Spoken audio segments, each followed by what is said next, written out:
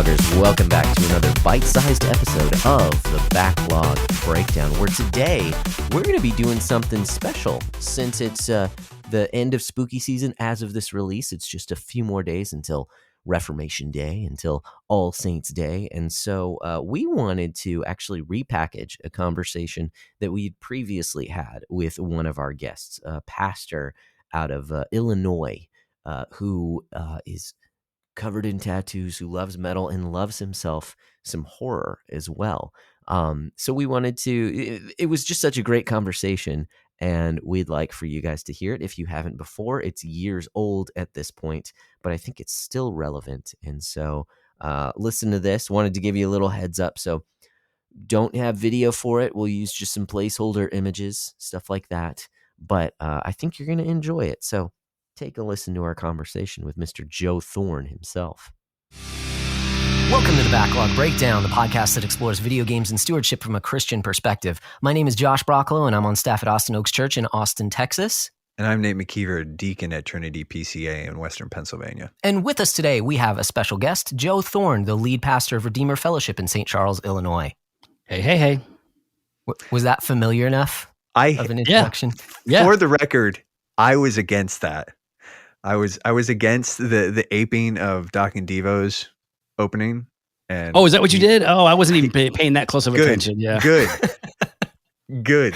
We always always put in a start lot off of effort, and I was like, "Don't do this," and he was like, "I'm going to do this," and I'm just going to go for it.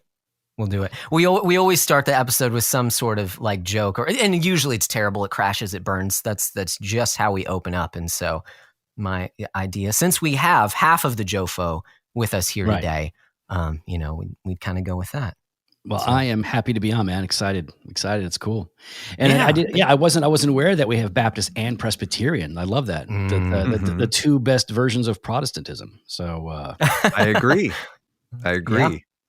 Yeah. I mean, we won't sort of go down the rabbit trail of saying which one's best, but I don't mind. Because listen, I'll be the first one to say it. Listen, I will be the one Baptist to say it. Presbyterians are older, smarter, more sophisticated brothers. We are the brother that lives in the trailer. We are, wife beaters and cigarillos. Yeah, but you guys are way more fun at parties than we are. Cigarillos. We are.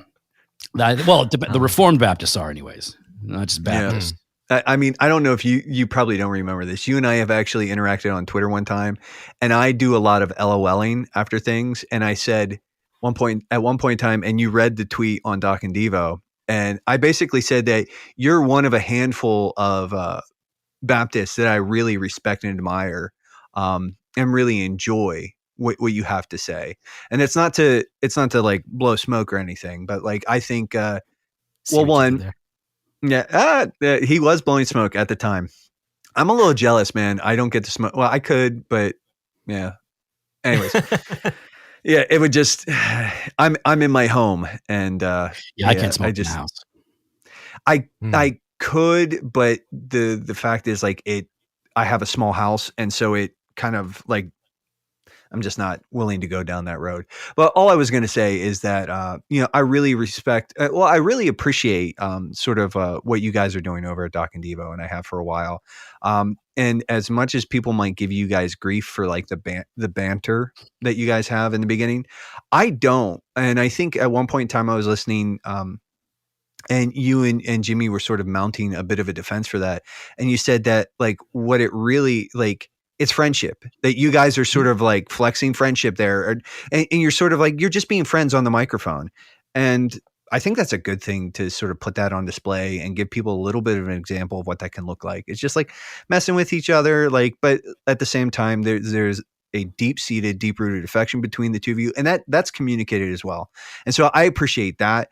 And dude, I appreciate your friendliness with, just Presbyterian circles in general. What was it? Nick Batzig.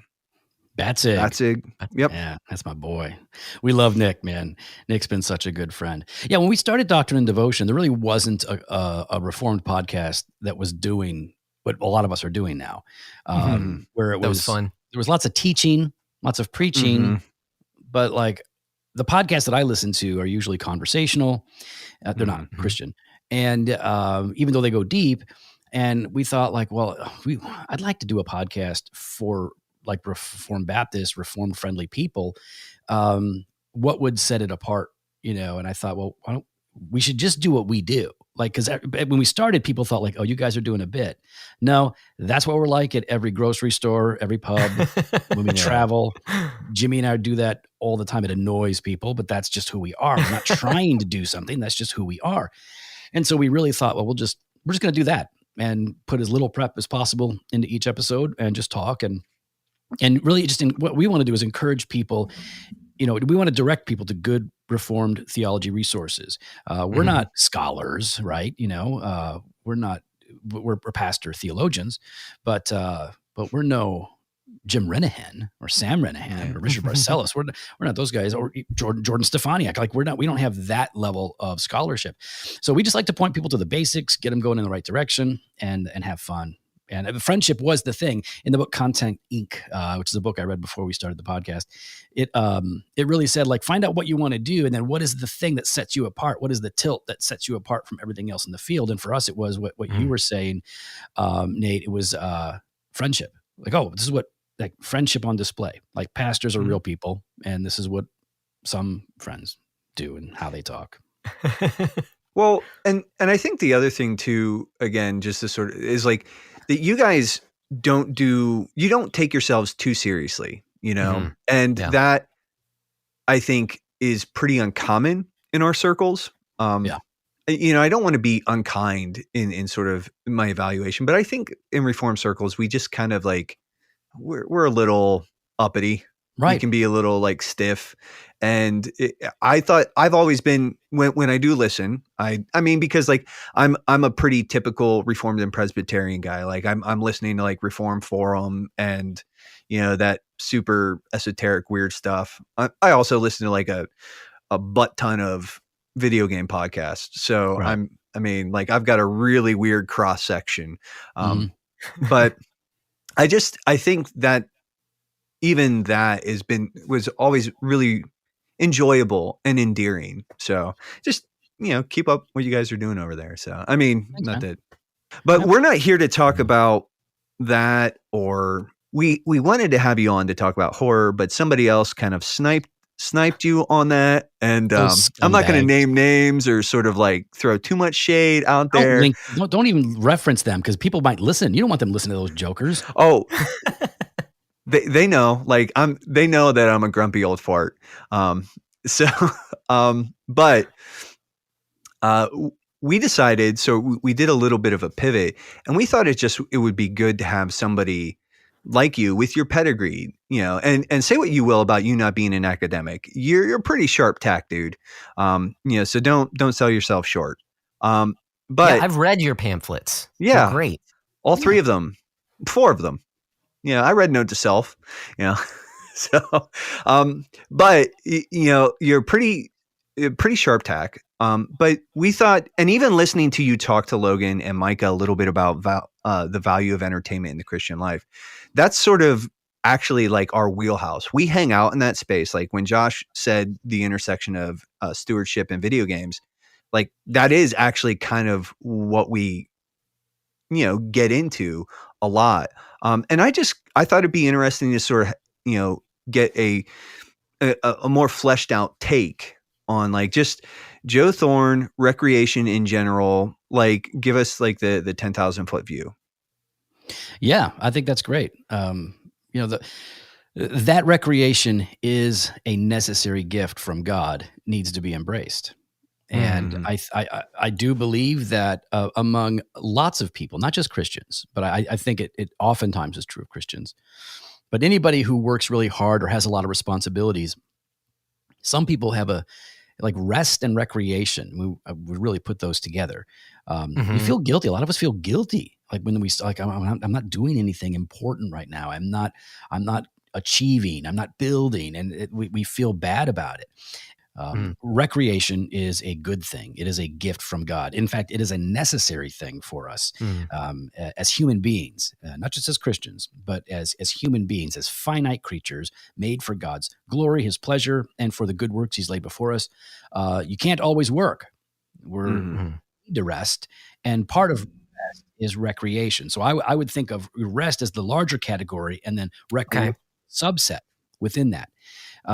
It may not be physical rest, right? Because some people, they use their brain all day and they're sedentary for their jobs. So their recreation or rest is a rest from their mind, and it's an engagement of the body. Maybe they go rock climbing or bike riding or whatever they do. But yeah, I view any kind of recreation as a subset of rest that we desperately need. And usually I think at least one of the problems that some of us face is that we look at something like rest or recreation as a waste of time. And there's a sense of guilt that we start to feel like, why am I'm feeling guilty right now? I should be doing, there's so many things to get done. I've got 1,000 things to do. I only got 10 of them done today. How can I justify, kicking back and, opening a beer and playing, Modern Warfare 2? Like how, is that out yet? I don't know what's. Yeah. Did it just come out? All right. Yeah. Play with my kids. You're up on it. So it's like we feel guilty, and what we have to recognize on that end is, no, this is important and it's necessary for specific reasons, but there's also a way that we're supposed to approach it, because other people essentially live for recreation. They try to, rest turns into sloth and laziness, and then they let recreation not serve the right purpose. Instead, they dwell in recreation. It's like they try to abide there, and in doing that, it's easy to then neglect the responsibilities that God has given us. So it's not just about finding a balance, but it's about understanding the purpose of recreation, the use, and then how to best engage in that in ways that are, lawful in the Reformed biblical sense, right? Lawful meaning not contrary to God's word, not just legal, but lawful and then helpful. Yeah. Like part of the problem is that culturally we just have a bad relationship with recreation as a general rule. Right, One of the things I've quipped is that I think if Marx had sort of seen our present day sort of circumstances, I don't know if he would have said religion was the opiate of the masses or is the opiate of the masses. I think he would have leveled a finger at entertainment, basically the way, especially the way that here in the West we consume it. And even some of the categories you're sort of talking about there, as far as rest and recreation and all of that, some of those are things that we've kind of debated about. And you even brought up sloth, and just to sort of give my pastor and my friend Jared a bit of a shout out. He's doing his dissertational work right now on Acadia, which is sloth, and that the conversations that I've had with him in regards to that, just even the understanding there is we just have a really poor view of labor, of what vocation should be and is, and what recreation should be. And there is that idea, and I hate to lay the blame at anybody's feet, right? But I think in a lot of ways, something and this is not to all due respect to John Piper, but there's the whole Piper calling out John Piper. Go ahead. No, I'm probably with you. Well, the whole, he'll say that he's a Christian hedonist, but no, it's functionally you're more of an ascetic. He sort of almost eschews the physical goods of this world. And it's because he has such a strong calling towards mission and encouraging people to be on mission. Right. And that's, don't waste your life, bro. Don't waste your life. And I think in some ways, and I wouldn't even accuse Piper of this, but I think a lot of when people read "Don't Waste Your Life," they get into this mindset. And I think coupled with this sort of the puritanical work ethic of the West in general, that's been decoupled from the moral underpinning, right? So you have the Puritans who worked very hard, but they worked hard for the glory of God. And the little bit of reading that I've done in it shows that the Puritans also played pretty hard. They had a really, I remember reading something actually fairly recently where somebody was like, if you look at the Puritans' view of just sexual relationships, they were one of the most sex positive, subcultures to sort of emerge. They had a high view of family, they made good beer. Yep. And so even sort of using that sort of a lot of times we use Puritan as a bit of a pejorative for somebody that's more of actually in a Victorian mindset. Yes. But I think like the whole thing is like we've got sort of we exist in a culture that's sort of come off the rails, and it's all work or all play, and there's what we're really called to, and I'm sort of using play as sort of shorthand for just rest in general.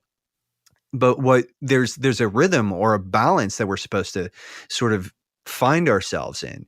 And a lot of times, especially one of the errors that we see in our community, in our sort of like little corner of the internet, as far as like entertainment goes and video games go, is that every time a guy like Piper or Desiring God or Challies will write an article about, video games and Christians' relationships, it's very like, well, they're not immoral, except for the ones that are, right, as far as content goes, but they're kind of just stupid. And it's almost to like ape the Mark Driscoll line, it's where it's like video games aren't sinful, they're just stupid. And it's like, well, do we say that? I mean, because if you're being consistent, you can level that charge against almost any recreational field. Like golf is more stupid. I mean, I John don't Piper. disagree with you. I'm just using that logic, right? Like 18 holes, bro. Yeah. How long are you going to be walking around hitting a little ball on a rich man's lawn? Like that's, you know what I mean? Like we could level the same charges. The problem with Piper's view, from my perspective, is I agree with what you said.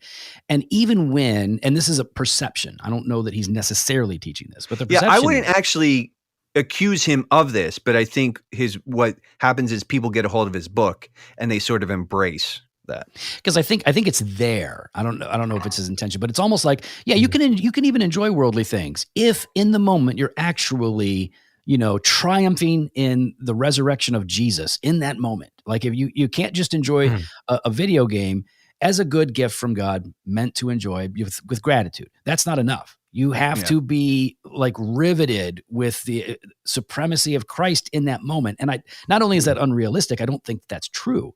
And so that really falls into like the radical Christian life. It's like what's the guy that wrote the horrible book on the Holy Spirit that everybody thought was great? Francis Chan. So it's Francis Chan, Crazy Love, or Platt's Radical.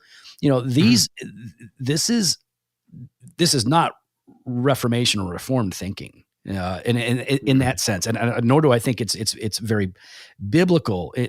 Not that it's completely decoupled from Scripture, but that it really misses the point that God has called us to live for His glory in the ordinary, in the everyday, and that includes things like rest and recreation. Yeah. I know. Like with Piper in particular, he talks about having a wartime mindset, and while like again, it's not entirely false, right? I mean, we are to war against principalities, powers. There is spiritual warfare that's going on, but that also doesn't mean that we don't rest, right? That we find our rest in Christ, and that like we were created. That is a part of, and actually, kind of my background is I just default to I'm actually frustrated that I need to rest. I can be lazy, don't get me wrong, but especially with sleep, I'm frustrated that my body needs it. I have all kinds of different interests, and I would rather be doing just about anything else than sleep. I enjoy it when I do sleep, but I wish that I didn't have to. And so like, that's something that I've had to work on too, is like, well, bro, like, God created you to do this, and it's actually very unhealthy if you don't. Right. And you need to take care of, how God, like you need to submit to the way that you have been created, the way that God has created you. So, I mean, that's a little different. But you hold those things together, right? That we were created to rest, right? Yes, we're created to work, but there's this rhythm of work and rest that God has built into human experience, but also that's what He modeled for us, right? At the beginning. So, yes, we're at war, but that doesn't mean there aren't moments of rest that need to be taken, or joy and pleasure. Yeah. Listen, I'm not in a war mindset, and no couple should be in a war mindset when a married couple's making love. Yeah. You know what I mean? Like, it's like what? Like, so am I supposed to be thinking about Jesus in that moment? Yeah. Like, no, you're supposed to enjoy the spouse that God gave you. You're supposed to enjoy that intimacy, be fully present in that. And then, yes, you are grateful to God for your spouse and for every good experience that you have with them. It's the gratitude. And that's what Calvin argues, right? In his Institutes, Calvin argues that it's gratitude that grounds us so that we neither neglect nor abuse his worldly gifts. It's gratitude and thankfulness that encourages temperance, not temperance movement, which is abstinence, which isn't biblical, but temperance, right? Which is a moderate, good, healthy use of something. You know, what was that in? What was that in? I didn't catch it's in his Institutes, but you can find it most easily in the Golden Booklet of the True Christian Life. Crossway Reach, the Little Golden Book. That's the Little yeah. I'm working through that. I've been working through that for the last 6 months, because Calvin's one of those guys. I read a paragraph and I'm like, well, there's enough here to chew on for 3 weeks. And also, he was 20 when he wrote that. Oh my gosh! What am I doing with my life? Well, it's a great little book. But I think there's something in there too, the receiving it with gratitude. Recently, and I know that you're probably not familiar with this, but there's this sort of undercurrent in sort of games enthusiast space where there's always the fans of gaming as a general rule. We've been accused of being entitled, and I think for the most part, some of the charges against some of the fandoms have been, accurate. And there's sort of there's almost an embittered root. And I was thinking about it today, and it really is that we do not receive the good gift of video games with gratitude. Instead, it becomes of what have you done for me lately kind of thing, or I'm owed this kind of thing. Yeah. And that posture leads to, well, just dissatisfaction. I mean, that's when the good thing becomes a God thing, and it becomes the idol. And because you aren't meant to feed or to sit at the feet of that thing, it ends up becoming sort of a poison. Yeah. And it's just that's something I couldn't figure out why I was so sort of frustrated with the fandom space. And then it was in just thinking about this and even hearing you talk about it, I'm like, oh no, this is exactly it. It's because there's what should be the posture of sort of you know what, this is awesome. All this cool stuff that we have access to. And that's, essentially, I mean, as Christians, even, we don't necessarily look at it as a good gift from a kind father.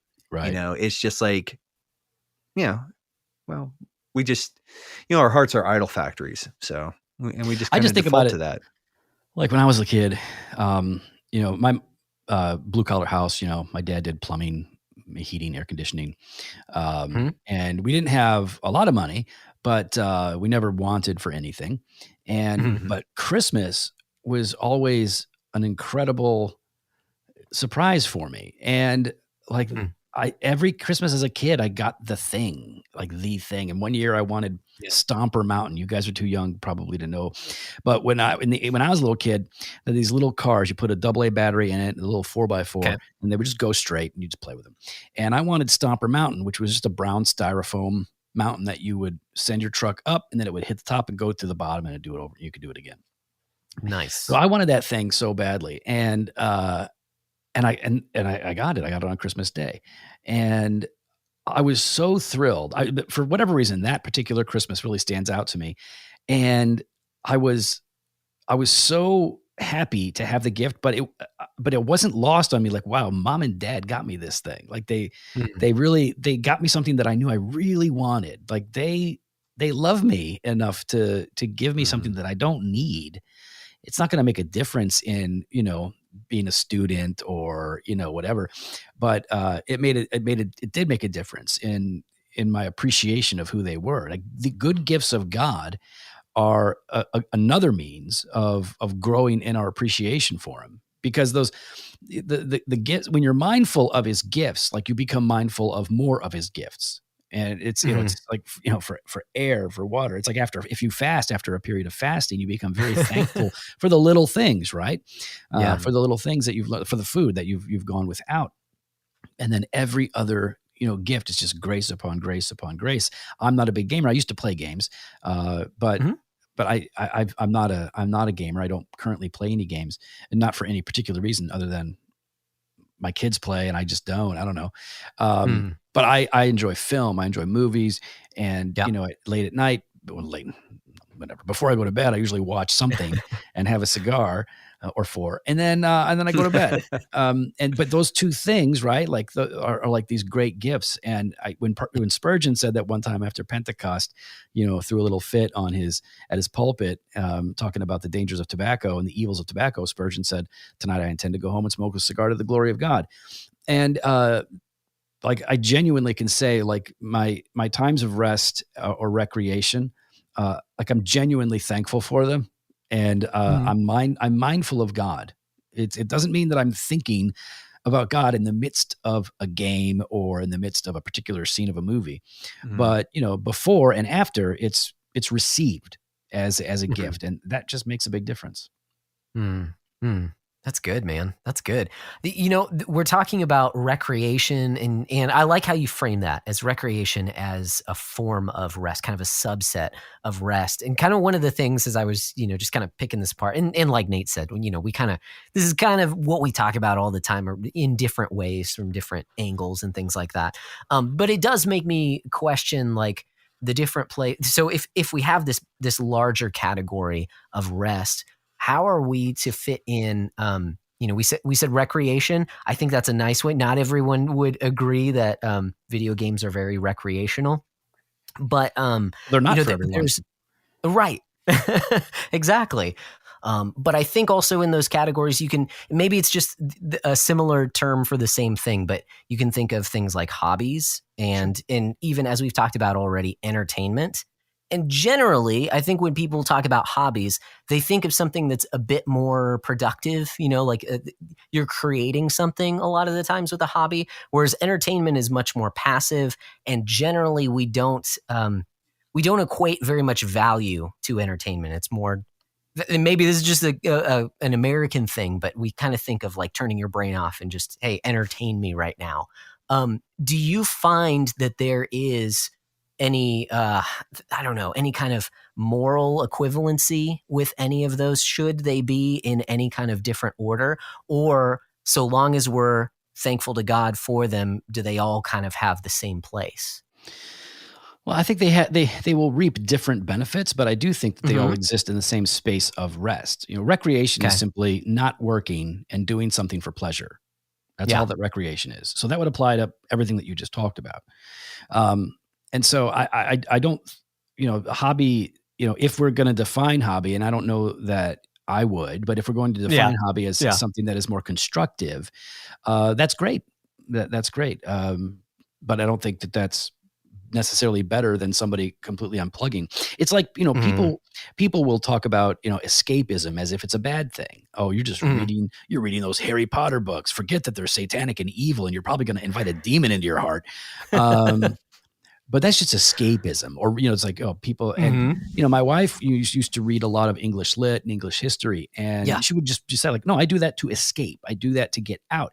And there's actually nothing wrong with, if that's what you mean by escapism, like I'm escaping my current environment or my current burdens and responsibilities for a designated period of time to rest. That's great. That's wonderful. And, this is what music does for us. Like music, whether it's a worship song or the blues or jazz or Gothenburg metal, anyways, whatever it is, those songs elevate you above your current circumstances for a moment, for a period of time. Right now, it doesn't necessarily ignore those things. Sometimes it takes all of that into account, but it elevates you above them, and you find rest for your mind, rest for your heart. That's all good. So I just don't have a problem. I can't come up with a problem for things like video games or movies unless you are some sort of neo-nomian fundamentalist or something. Like you're making up laws. You're creating extra rules and placing them upon people's backs. It's not the way of Scripture. It's not the way of Jesus. Yeah. Does that seem familiar at all, though, when people try and justify those things, like justify their I guess, way that they enjoy their recreation the most?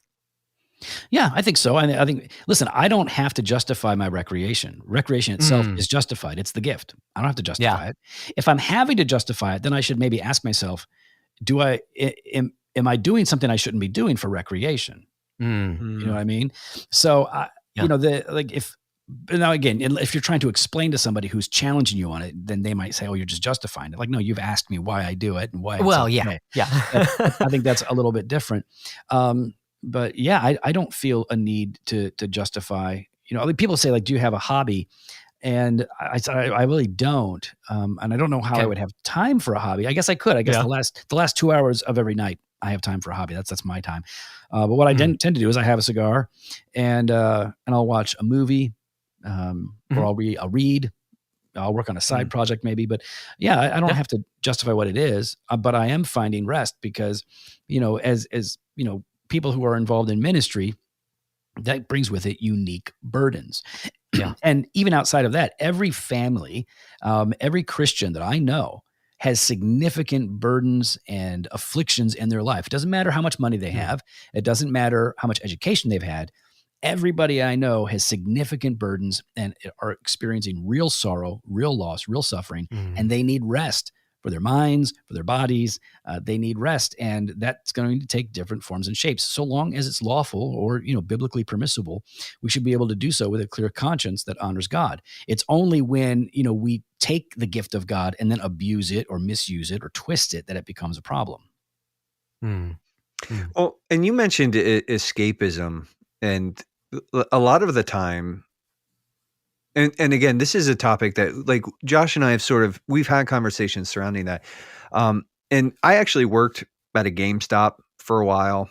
It was sort of like one of those things where I needed a little bit of extra scratch. I liked video games. And so, you know, to sort of like escapism, I saw a lot of people using it like a drug.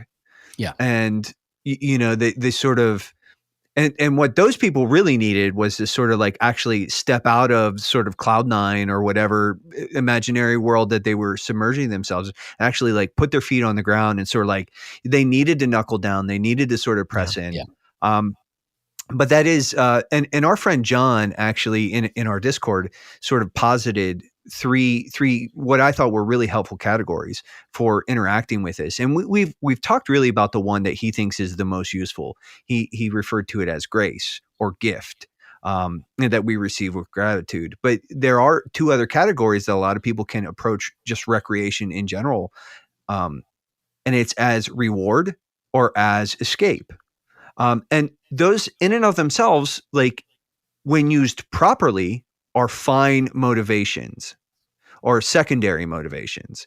But it's the fact of the matter is, and sort of even going back to the sort of one of the things we said originally, is that part of the problem with Western culture is that it is so rooted in an abuse of those things. And so reward becomes the thing, or escape becomes the thing.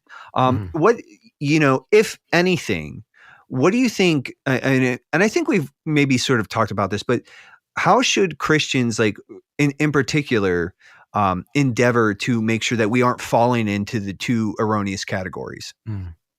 Yeah, I think that gets to the purpose of recreation, the way I think about it. And Richard Baxter, in his Christian Directory, it's mammoth volume. And I know Richard Baxter had his theological problems, but a lot of his practical stuff was good. Some of it was whack, but anyway.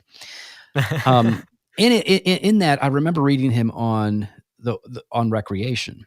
And to summarize what I took away from it was that recreation serves the purpose of refreshing us, mind, body, and heart, to get back to doing the things that God has called us to do. We're not called to live in a state of rest and recreation. We're called to work, to labor, to strive, to produce, to love, to serve. Think of all the things we're called to do. All the things God calls us to do can be wearisome. They take great effort, even if it's God supplying the grace, right? We strive according to his might that he's mightily working within us. All of that is an output. And so I think it's helpful to think of our calling. What is our calling in life? And we have many callings, right? The great calling is to glorify God and enjoy him forever, as our smarter Presbyterian brothers said in the Shorter Catechism. But then you can say, like, well, I'm also called in my vocation, right? I happen to be called to be a pastor, but I'm also called to be a husband and a father and a friend, all these things. Recreation is the opportunity to now, step back escape from those responsibilities for a short period of time, to enjoy God's good gifts so that we can be refreshed and then get back to what we're really called to do. And I know that guys like Driscoll and others were trying to hit at that note. They just didn't have, I think, the theological categories or the nuance to actually do that. But I think that's what they're getting at. You guys are not being responsible adults, and you need to be responsible adults and not live for your game. And you guys would absolutely agree with that. Of course, we don't live for the game, but the game is what helps us to live. Because the game is a form of recreation and rest. So the game is what fits me to get back to the labor, to go back into the coal mine. That's my rest. That's my nap, right? That's whatever it is. That's what fits us. At least it's one of the things that fits us to go back and do the hard work. And I think too, the other, and I guess sort of one of the other things that we've talked about when we talk about this is that, God in his kindness does give us measures and safeguards, especially in the church and in our families and our friends. And like we've talked, Josh and I have just even said, like, there have been times where he and I have played games and it's like, I know that I've sort of crossed the line when my wife, who tends to be very patient with me, is like, you're playing that again, and it's like, oh, well, okay, now it's time to sort of like put this down for a little bit, take a break, take a breather, reorient, reevaluate, maybe repent of playing too much and sort of get down to brass tacks and working again. Well, I know what you're saying, because I mean, look, you don't want to be neglectful, and it gets complicated. Listen, if you're a single dude, then, you have the same challenge. Like, don't neglect my responsibilities, but you have less responsibilities than if you are married and have kids. And because once you have kids and like when I get home, it's not Joe time. It's family time. Like that's it needs to be anyways. It's supposed to be. So now I'm on, and I'm on in a different way. I've left one calling and I've stepped into another.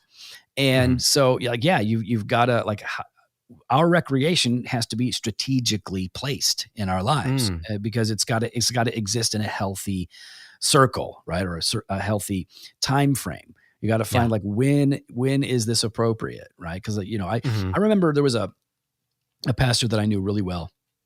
He was older than me, much older than me. And I remember, like, I would go over to his house and he would be watching the game. Like, that was one of the things he liked to do.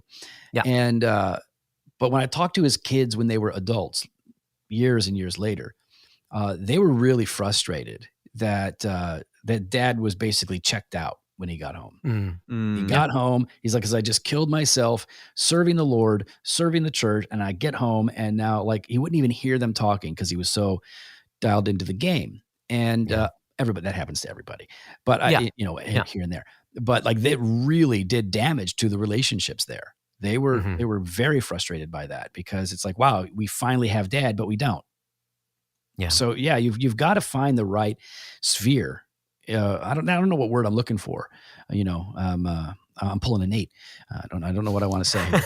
But there's a word that would be appropriate for what I'm talking about. Like, where does your recreation rest in order to give you a good sense of balance of all of your responsibilities, so that people aren't getting shortchanged? Yeah, that's good. Generally, I think it's 1/7 of your time should be in rest, right? I mean, isn't that like the hard and fast rule that everyone ought to follow? I'm not following any of those rules. No. He's appealing to the creation I know what order. I know what he's appealing to. 3.5 hours a day. Joe, he's the worst. He does this to me all the time. He like sounds like a Bob Jones kind of a thing. I read the Bible. Work 6, rest 1. So it's 1/7. It should always be 1/7. Exactly. So like 1/7 of every day. I don't know what that would be. What's 1/7 of 24? Yeah, I think that's like three something, 3.5, something like that. Yeah, I mean, again, I don't like making those kind of rules, but I know you. Right, I know. I think sort of while we have Jan here too, one of the categories of rest that we've been given is the Sabbath or the Lord's Day, and I personally found the way that you defined Sabbath a few years ago, Joe, and maybe you've changed or whatever, but like you really felt and how. Rather than me trying to sort of rephrase it, how about you just say, like, when you look at Sabbath observance, what does that actually look like? And I think sort of one of the questions maybe like, can things like watching a football game or smoking a cigar or playing video games be part of Sabbath observance? Or is that sort of because that's also part of the rest. That is actually our chief rest. And I tend to be what I call a pretty soft Sabbatarian. I don't take exceptions to any of the standards, but I also don't feel like I need to, because I'm getting off track. But like as far as like Christians and video games on Sundays or the Lord's Day, do you have any sort of insight there or opinions? I have opinions. Yeah. I don't know if I have insights. By the way, I'm going to guess, based on your use of the word butt ton and the fact that you're a soft Sabbatarian, that you are a member of the PCA. I am. See, not OPC. I knew you weren't OPC. I'm a deacon in the PCA. Yeah, yeah. But if you were OPC, you wouldn't be saying butt ton. I'll tell you that right now. If I was in the OPC, I probably wouldn't be doing this podcast, man. They're so fun. No, I love some OPC guys, and some of them just need to chill. Yeah. Reformed Baptist, boy, so many of them have been so culturally weird. That's why I was so grateful to find Jim Renahan, because he's a bow tie, buttoned up dude, but he rolls with me and Jimmy, has a great time, super fun, has a great time. We love him. He's just such a good model. Anywho, nice. What were we talking about? Opinions on Sabbath observation and video games. Love that conversation. So super easy. My short take would be that in general, I'm a Sabbatarian in the sense that I do believe it's a creation ordinance. I do believe that we are called to keep the Sabbath. I think in the new covenant, as God's people who are no longer under a national identity, where we are in every tribe and tongue and nation, and the people of God are gathered into these little societies called local churches.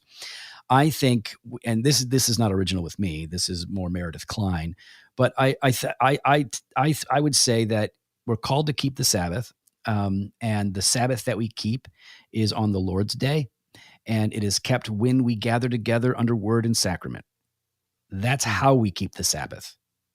So I don't think it's a necessary 24-hour period of time in which we are keeping it. I think that it is a time when we gather together with the church for prayer, communion of the saints, hearing of the word, preaching of the word, administration of the sacraments, all of that. That's where we keep it. I don't know that you can keep it outside of that. So it's like I'm not. So I would be a soft Sabbatarian. The Puritans wouldn't recognize me as a Sabbatarian, because I would say recreation on the Lord's Day is A-okay. No problem with it. But it doesn't take priority or place of the over, it doesn't take priority over or the place of corporate worship. That's got to be first, foremost. That's central to the day. Yeah, it is. We talk about it at Redeemer all the time, the church where I'm a pastor. Sunday is the most significant day of the week. The gathering of the church is the most significant event of every week. And it's not because it's a performance or because I'm talking. It's because that's when God's people gather together as one body, confessing one Lord, hearing the word of God, sharing in one spirit. Like, it's the context in which revival is typically birthed. It is the best representation of the kingdom of God we have at any one time, is when we see the church gathered together. It's that important. But outside of the Sabbath, outside of the gathering, then and so and I know that I am now. It's the one exception I have to the Second London Confession, because so in a sense I'm Sabbatarian, because I still recognize, no, keep the Sabbath, yes. How do you keep it? That's where I differ. I think it's kept in the assembly. So I know that I am taking a breaking away from. Historically, you're taking an exception. Yeah. Yep. And there are a lot of guys who, if I had to, as a deacon in the PCA, I am ordained, but I haven't been examined by the presbytery. I was examined by my session. And I did not declare any exceptions or exemptions because I don't have to. But I know that if I were sort of to be ordained or installed as a teaching elder, I would have to declare that, as, even though I don't necessarily think that that's what the WCF is actually addressing. I think that in the London Baptist and the Westminster both, it's sort of actually a historical pushback against the Book of Sports and that tradition. Anyways, but that's me being my own little weird headspace kind of stuff. Right. So, but yeah, I get it. It's like I sort of, and actually when you have talked about it in the past, that actually really helped me sort of kick off and wrestle with my own sort of Sabbath observances. And I was like, well, no, it does mean something. But like, yeah, I think, I don't know. I don't know where I was going with that, but it's like, I think I know guys sort of in my circles, like in the Presbyterian, the OPC, the URC, the RPCNA and all that, who like won't even like go out and like play with their kids on a Sunday, because they're worried about being Sabbath breakers. And in so many ways, I'm like, man, like my wife and I are in the process of adopting, but my nieces and nephews, like when I see them, like obviously like on Sundays, I'm like, yo, most important thing we can do today is like, go be with God's people, hear the word, receive the word, and if the body, like if we're given communion, if we're given the Lord's Supper, we gladly participate in that. If you're a communicant member, of a God, but yeah, I got to fence that table, man.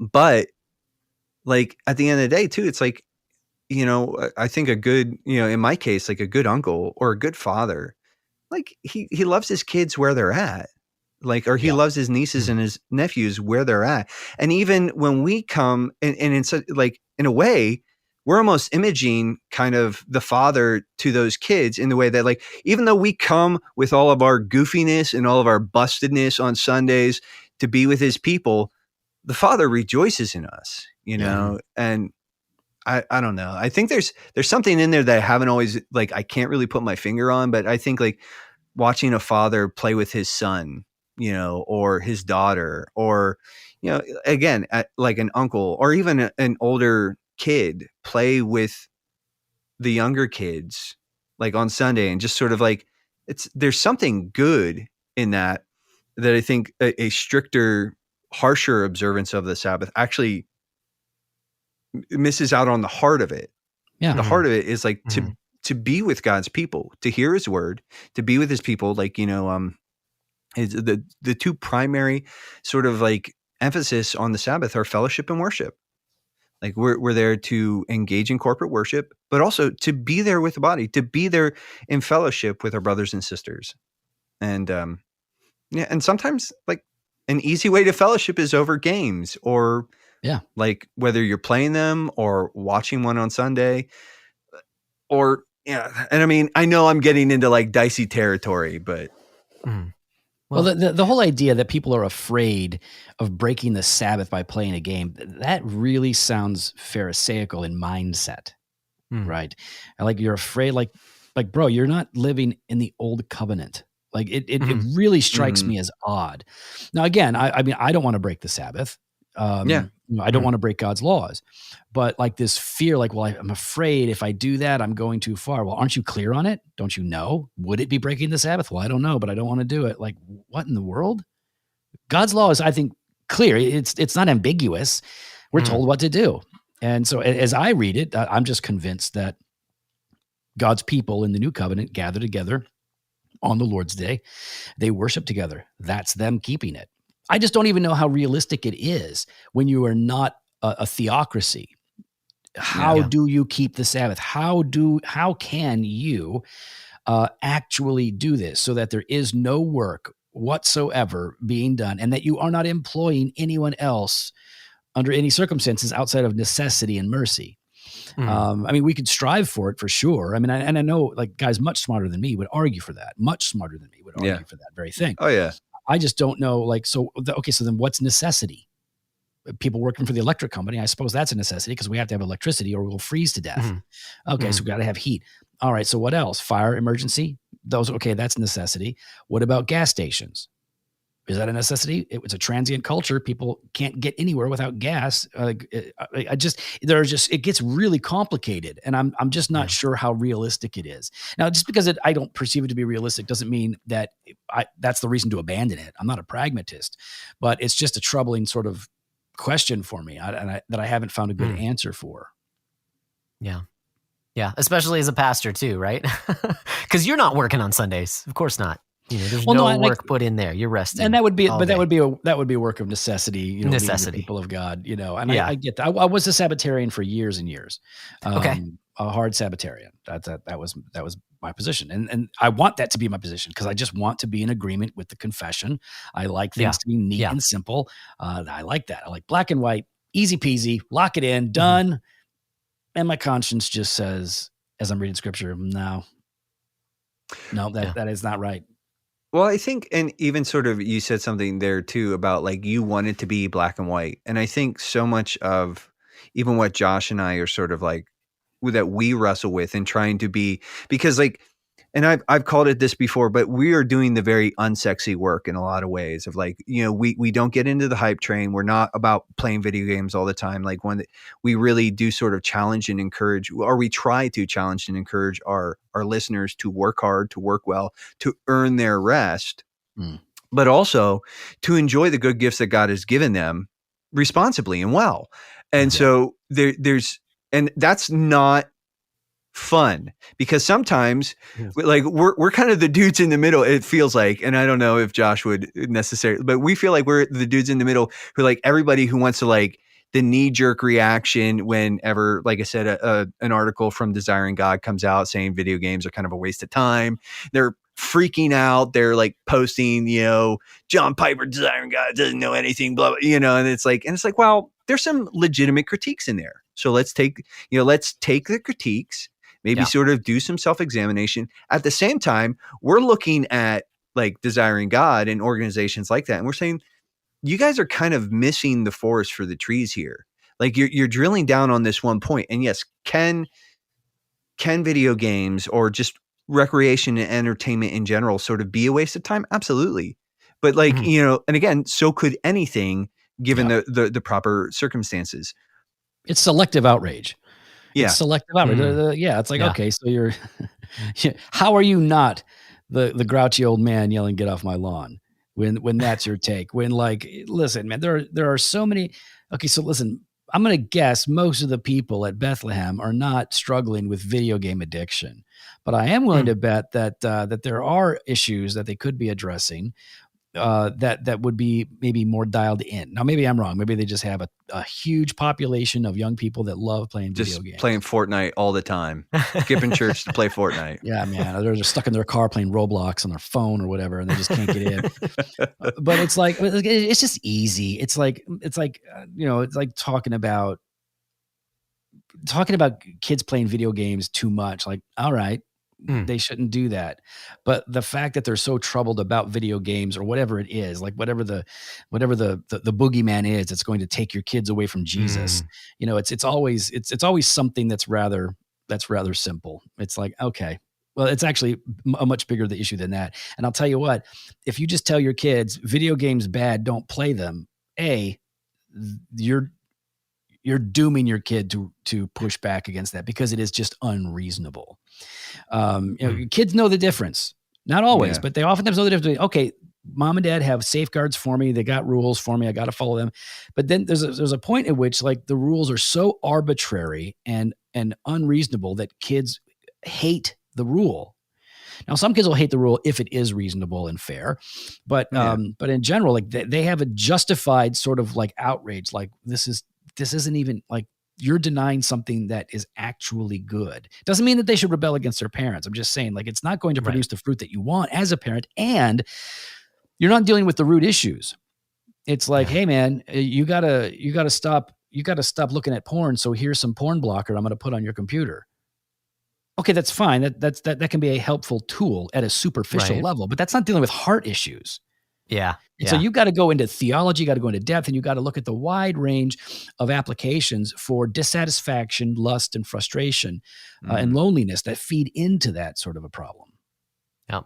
And I think that's sort of, that's sort of where I was trying to get at, is that we sort of want to make it very black and white, because the other option is to actually do the work to wrestle with these things, to sort of like, navigate the nuance, if you will, and find, maybe particular or personal solutions to these problems, and to like, again, do, like, using the issue of like talking about porn blockers. Yes, absolutely. If a dude rolls up on me and he's like, "Hey Nate, I want to talk to you. I need to like, just like I mentor a couple of guys. And if one of them comes up on me and he's like, "Hey, I've really been struggling with this," I'm like, "Okay, like, let's put covenant eyes on all your stuff or whatever. But at the end of the day, you really do have to sort of like talk about the stuff that's at the heart. Yeah.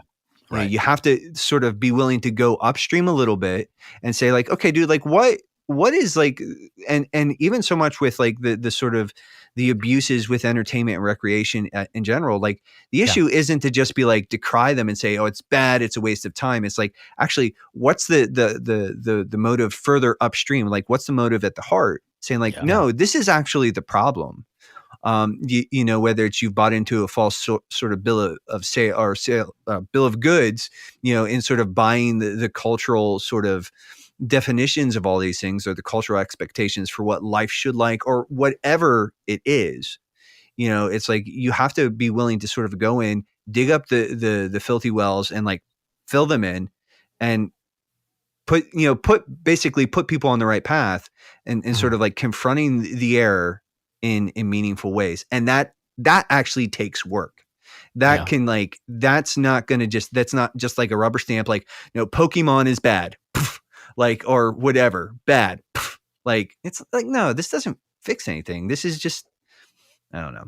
Right. Well, and some of that too is, I recognize it's a good example that we're talking about porn, but porn is always sinful, right? Yeah. Whereas video games are not. But I think we do also, because because we're kind of in the gaming space, we recognize that a lot of people are immature in the way that they deal with gaming in general. But we want to also interact and think through these things and acknowledge the ways in which video games have particular, the word that comes to mind is strongholds, but that sounds pretty churchy. I just mean ways that they do play into addiction a bit more than something else.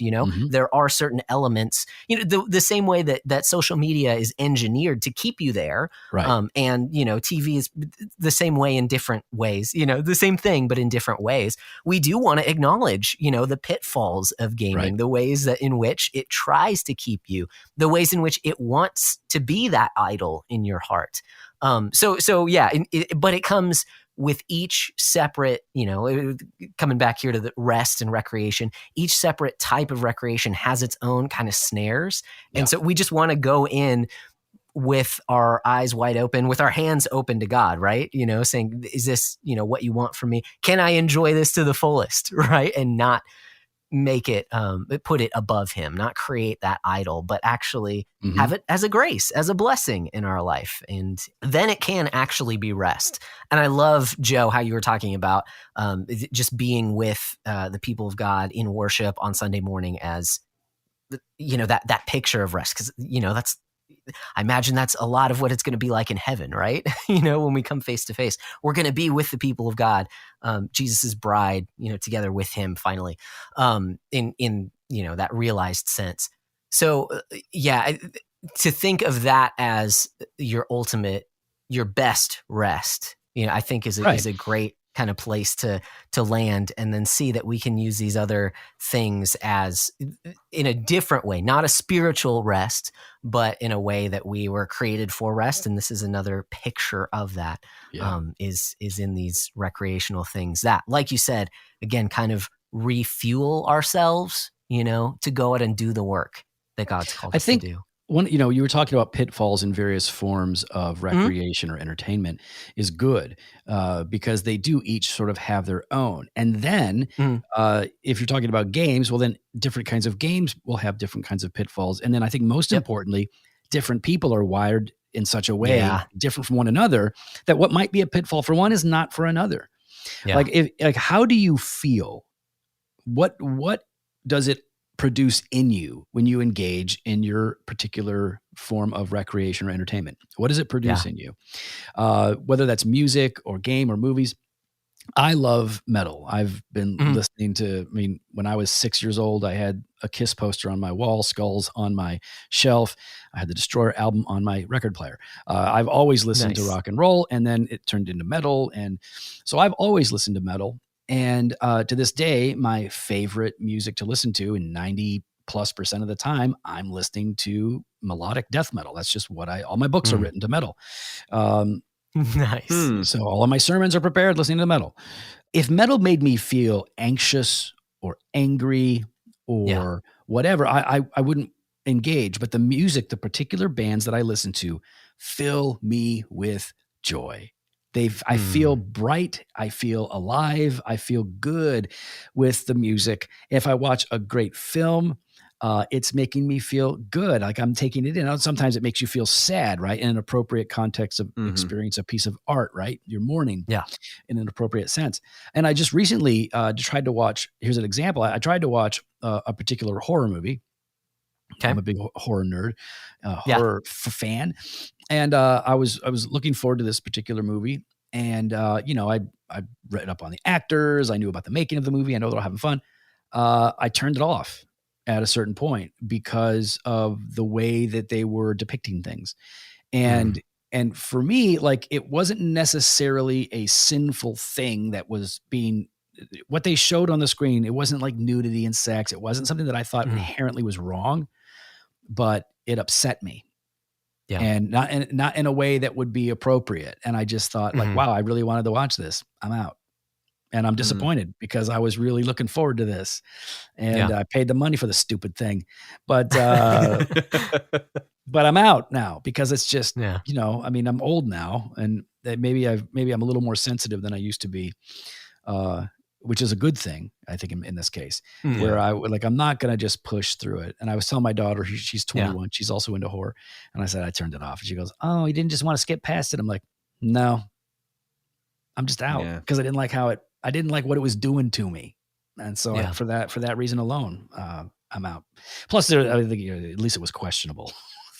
So stupid. Oh my gosh. I'm not going to say what it was. I'll tell you off air. Man. Okay. I look forward to that. But actually, speaking of off air, you have been very gracious to give us your time here this evening. But our time is running short. But before we kind of sign off, do we have any final thoughts? Obviously, Joe, you're on Doctrine and Devotion. Nate and I highly recommend the podcast. We've talked about it a number of times on our podcast. It might have been a while since we mentioned it, but if you're not listening, go check out Doctrine and Devotion. Links for that are going to be in the description of this episode. Is there any other way, do you want people to get a hold of you on Twitter? I know you're on Twitter all the time, I heard you all these love controversies it. And love Twitter. It's your favorite. Twitter's the worst. I scroll through it once or twice a day. I just kind of scroll through it to see what's going on. I don't post very much. I just Christians are the Christians I see on there are just, you know what I don't like about it? I don't like, first of all, there are people with really bad thoughts and opinions. I don't like some of the attitudes that I see. But then another problem is me. I see somebody's hot take about a movie, and I immediately think they're so stupid. That movie is dumb, and they're talking like it's the best movie ever, or that movie was brilliant and they don't like it. So now I'm mad at them. That's a me problem. That's not a them problem. They should be able to speak whatever hot take they want. I've got opinions on everything. Doesn't mean I'm right. Yeah, I don't like Twitter. But I'm on it at Joe Thorn. I'm on Instagram at Joe Thorn. And speaking about like addictive or sticky social media, I love TikTok. TikTok is like, you're part of the Chinese intelligence machine, dude. Yeah, I know. I just, it's the creativity and the humor that I see on that. Like the people, those young people creating funny stuff, that's funnier than anything I'm seeing on any network TV show. Nice. Super funny stuff. So but I'm not making any content. I just watch it. So you can find me on social. Nice. Awesome. All right. Well, before we sign off, do you have any final thoughts on rest? I think I love how, coming to, I say conclusions, just kind of sharing thoughts on what rest is, how it's found ultimately in God, right? Jesus is our Sabbath rest. We won't go fully into that. But, just and how we've been created for it as well as work. And, we've talked about rest primarily tonight, but obviously work is a big part of our lives as well. It's just not what we're focusing on in this episode. So, no, I really appreciate it. But do you have any final thoughts before we sign off? I guess just to repeat, like God's made you, he's called you for some very specific things. He's laid out good works for you to do every day. That's not just pray, read your Bible. It's shovel the drive, do your homework, wash the dishes, clean up after yourself, whatever it is. He's put a bunch of good works for you to do. You're called to a number of things. Fulfill your calling. And if you really want to fulfill your calling, you have to rest. So rest, find time to rest, do something that's fun, do it with others, and praise God for it. Remain thankful. And I think you'll be safe. Yeah. Awesome. Well, Joe, I just, thanks so much for your time tonight. Thanks for the conversation, man. It was thanks for having me on. A pleasure. So yeah, it was a good time. But, all right, Josh, I think, well, until next time, they know all the things. So until next time, what should they do, Josh? Guys, keep beating down your backlogs and we'll keep breaking down the benefits.